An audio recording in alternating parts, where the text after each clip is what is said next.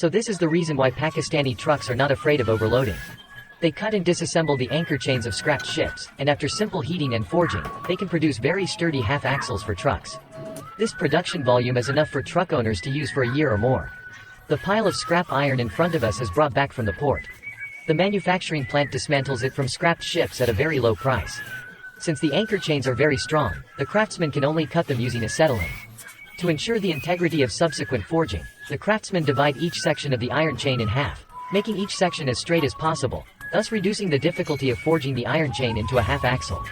After cutting and disassembling all the iron chains, they need to be sent to the processing workshop using a three-wheeler for forging. When the temperature in the furnace continues to rise, the craftsman will put all these scrap iron into the furnace. Since the furnace uses crude oil as fuel, the scrap iron quickly reaches the critical temperature.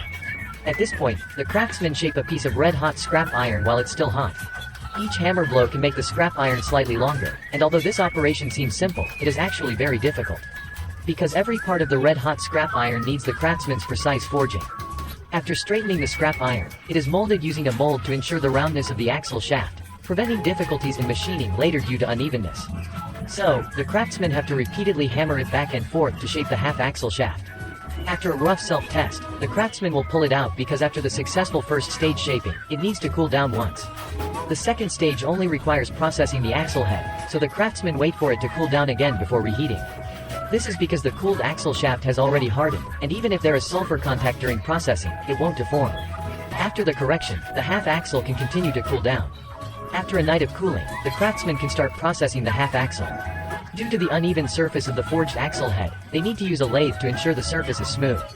Each position in the manufacturing plant has a clear division of labor, so this craftsman only processes the surface. Since the weight of each iron chain is different before forging, the length also varies.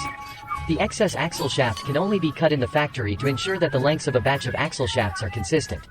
After cutting, the result is very good. After finishing, the half-axle is refixed on the lathe. Although the shape is in place, the entire axle shaft surface needs to be shaved off. The mold used for shaping during forging is larger than the finished product, so after shaving off the surface, the data matches the finished product.